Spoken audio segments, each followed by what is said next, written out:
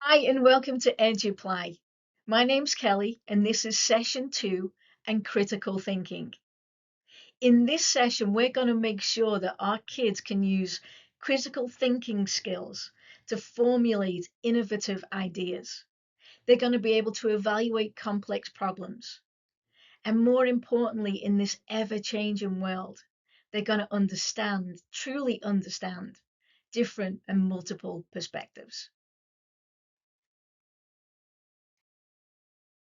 So let's look at our learning objective for today. Our students are going to be able to identify and apply critical thinking approaches to everything that they do as they work towards solving real world issues. They're going to understand clearly how these skills then directly relate to their confidence and their success.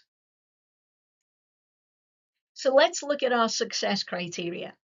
As we move through this session on critical thinking, our students are going to understand the steps, the real clear individual steps of critical thinking.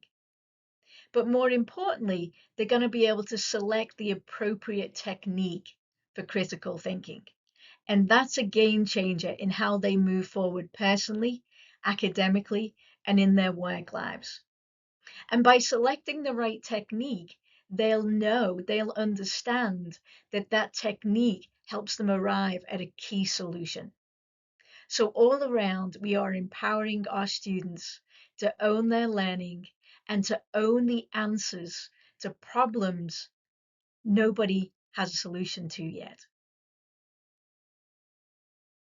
And remember, we're just at the start of session 2.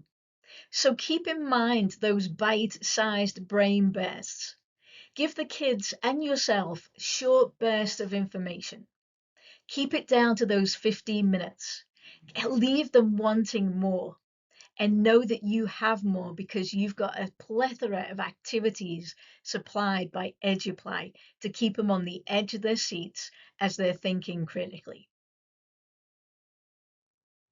So let's think about flexibility. It's not a word we hear often, is it? But in your classroom, you have the flexibility to implement critical thinking in those 15-minute bite-sized brain bursts. Wrap the critical thinking concept around the content you want to teach, that you feel comfortable teaching. And remember, the flexibility is all in how you choose to implement. This process is meant to be empowering, and if it isn't, it's taken too long.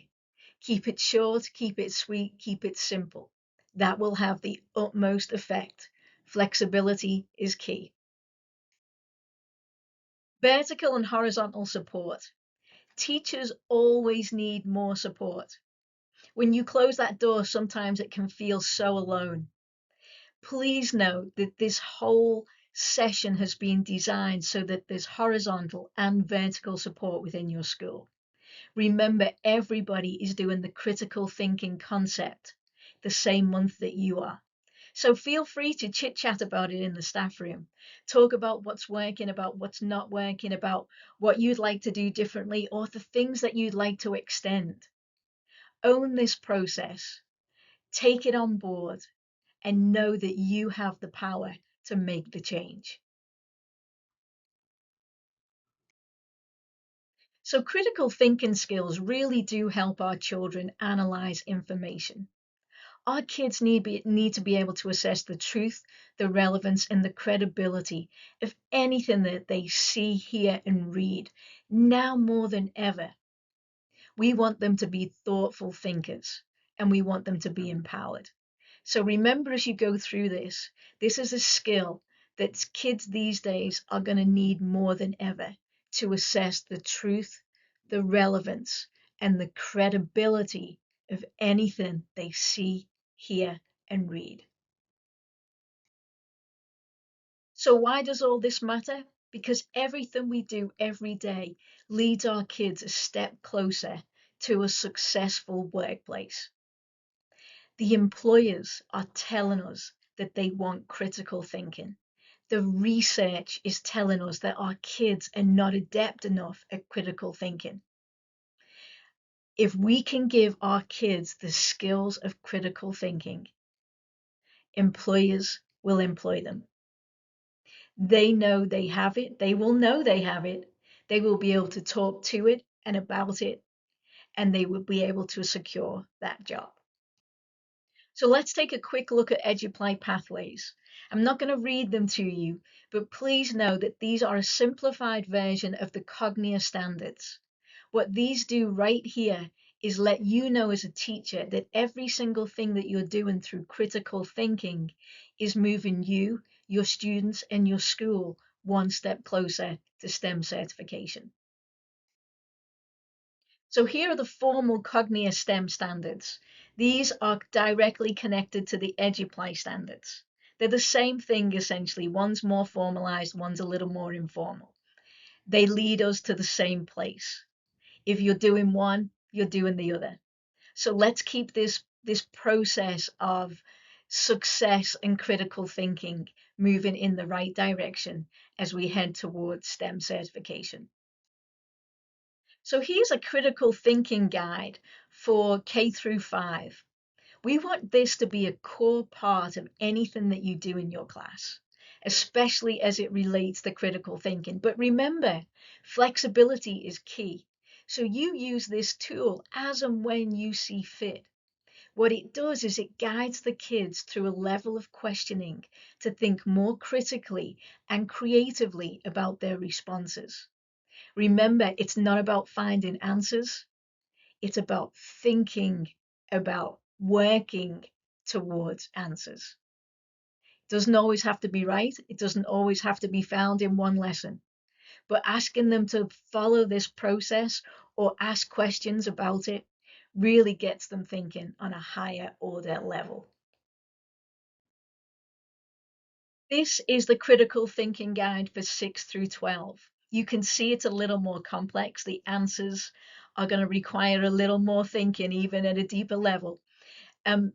Know again that you have the flexibility to implement this around the content that you want to teach.